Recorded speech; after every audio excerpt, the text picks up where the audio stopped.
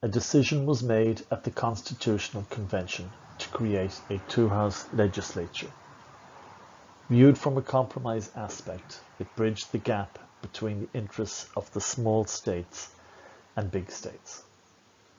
Today, the bicameral Congress exemplifies the reasoning of the Founding Fathers behind a legislative body responsive to the needs of a big republic. For bills to become laws, they must be passed by both houses of Congress. The Senate acts as a brake on sectional legislation that may favour large populous states over the small states. With equal representation, a more open discussion can take place as opposed to the House, where large state contingents can dominate debate. And with just a majority vote needed in both houses, a more democratic system than the Articles of Confederation was put in place.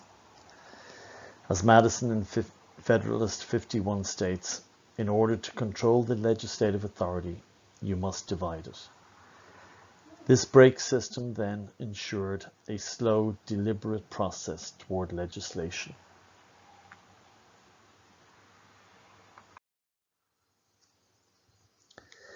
As populations shift, states get increased or decreased representation in Congress.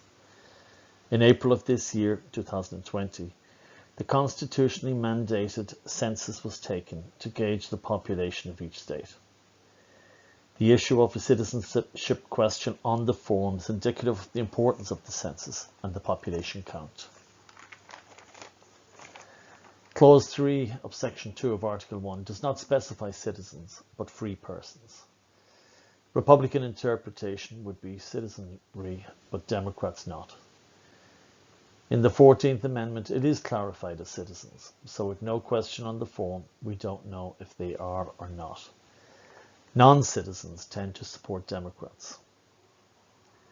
With 435 members set by the 1929 Reapportionment Act, the country on a state-by-state basis is divided into 435 congressional districts. The Census Bureau, after its count, creates a reapportionment plan, which is then implemented by the states.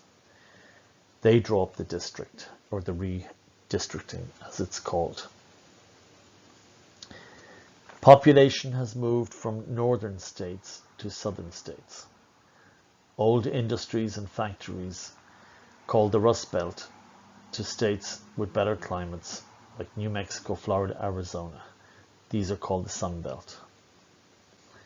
The new workplace, where the gig economy allows working from home, does allow for greater flexibility and location.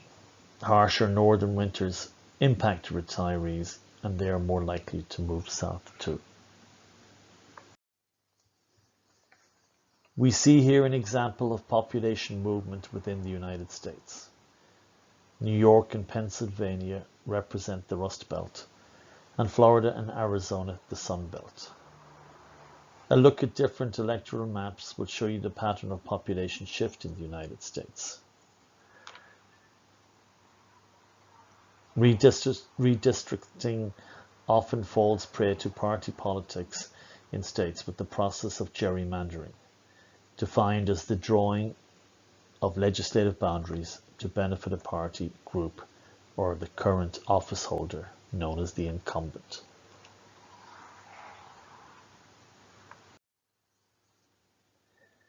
With a population of approximately 325 million and 435 representatives in Congress, each district in America should have about 747,000 people. Everyone's vote should carry the same weight, or the principle of one man, one vote, which was upheld in the courts by Baker versus Carr and Westbury versus Sanders. Districts should be reasonably compact and have the same number of people in them, the courts ruled. A look at the 27 districts in New York State shows smaller New York City districts and large upstate districts. This reflects the one man, one vote principle. Both these law cases, Baker and Westbury, limited gerrymandering.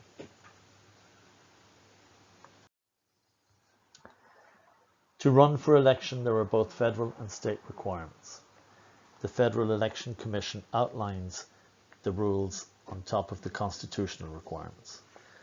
State requirements vary with signatures, filing fees, etc.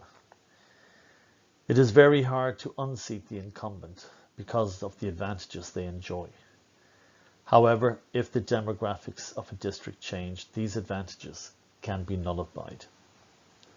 Alexandria Ocasio-Cortez's victory over Joe Crowley in the 2006 primary in the 14th Congressional District, and this year's Jamal Bowman's victory in the 16th Congressional District over Democrat primary Eliot Engel, who had held office since 1988, shows that demographics do play an important part in primary elections. Engel's strong support for Israel did not register with the voters, who were more susceptible to Bowman's economic message and identity politics.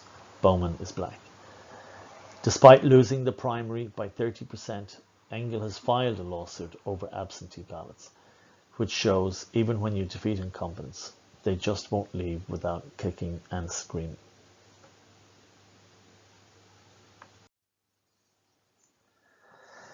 Alexandria Ocasio-Cortez's victory in the 14th Congressional District showed a campaign of grassroots and guerrilla tactics, ambushing the incumbent Joe Crowley. Her message was one of change. Because the district was safely Democratic, turnout was low, which we attribute to voter fatigue. The winner of the primary, the party election, was guaranteed election to Congress from this heavily Democratic district. Ocasio-Cortez focused on her working class background and pounded the pavement to get registered Democrats to vote for her in the primary. Only 13% of registered Democrats turned out to vote, which in actual numbers was 27,744, a very small number. But Ocasio-Cortez got 57% of this number. Getting people interested and running a grassroots campaign for funds helped. The debate fiasco gave Crowley bad press. The mainstream media were supportive of Ocasio-Cortez's run for Congress. Crowley later claimed he had not been told of the debate. This was enough, however, to get her elected. She had an organized campaign who targeted her demographic and got funding from ordinary people versus Crowley's corporate backers.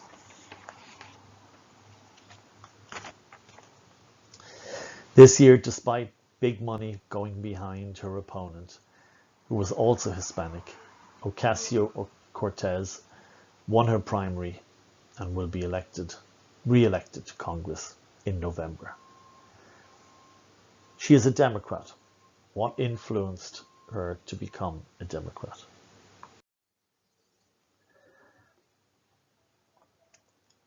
Ocasio-Cortez and Jamal Bowman are both what we describe as socialists. Someone who supports the people benefiting from the economic means of production, distribution, and exchange. Having these beliefs is called political socialization, which is defined as a particular type of political learning whereby people develop the attitudes, values, beliefs, opinions, and behaviors that are conducive to becoming good citizens in their country. How do people develop these beliefs?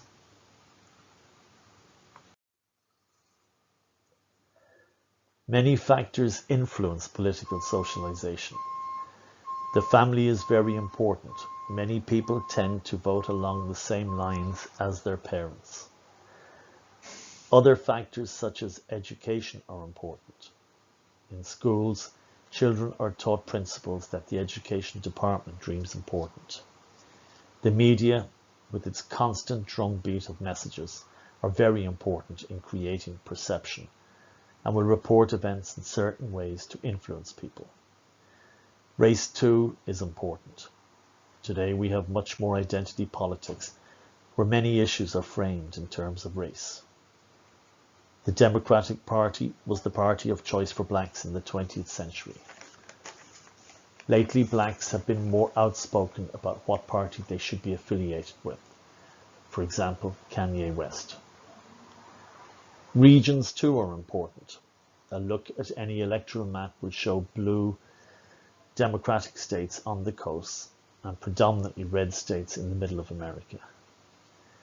Students should ask themselves how they arrived at their political beliefs.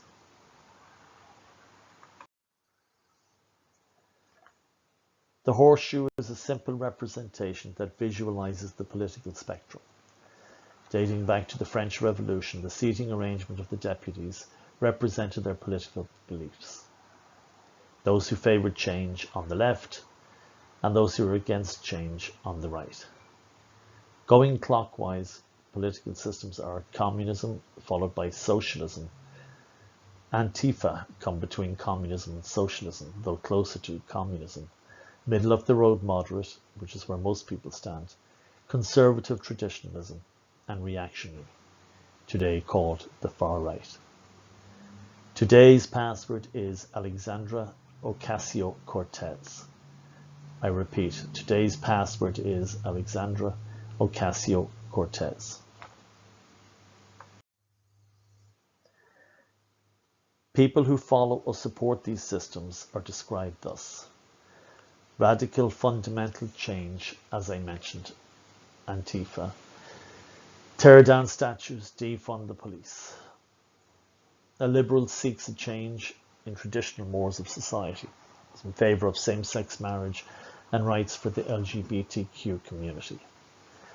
A moderate is one who straddles the fine line of accepting change within the established rules of society. Conservative backed traditional views, father, mother, nuclear family. In Russia recently, the constitution was changed to affirm that marriage is between a man and a woman. The original American Constitution put in meeting just once a year, and conservative tends towards this originalist interpretation of less government intervention. Finally, reactionary remains to the fullest the traditional view of society and opposes change. The far right describes members of this political ideology. So how does one get to impose one's view on society? Well, by passing laws. How do you get laws passed? By being part of the government. How do you get into government? By having a political organization to run a campaign. What are these organizations? They are called political parties. The Democrats and the Republicans are the two main parties in American politics. They have the organization and resources to mount successful campaigns. The four main parties are listed here, though the top two dominate. Trump, although independent, ran for the Republican nomination for exposure and use of the party apparatus. Individually run campaigns do not have the resource to campaign independently. Today, the lines between the ideologies of the parties are blurred. Politicians in their quest for votes will be conservative on one issue and liberal on another. Indeed, in foreign policy, consensus is about the same from both sides. All politics is local is a common adage in American politics. Politicians get elected by votes and the people vote.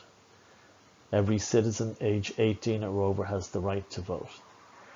The 26th Amendment establishes this. To harness the vote, the parties break down the country into manageable pieces. It is organized right down to the precinct level in a district. The voting captain of a precinct breaks up the blocks and his teams tackle these blocks.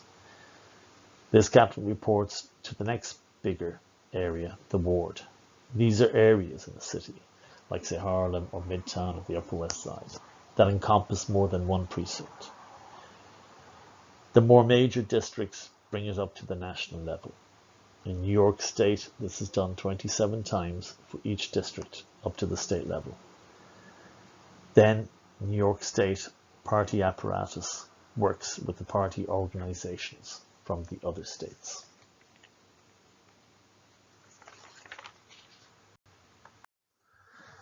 Please complete these questions and put the answers in the relevant spot in your Google Classroom.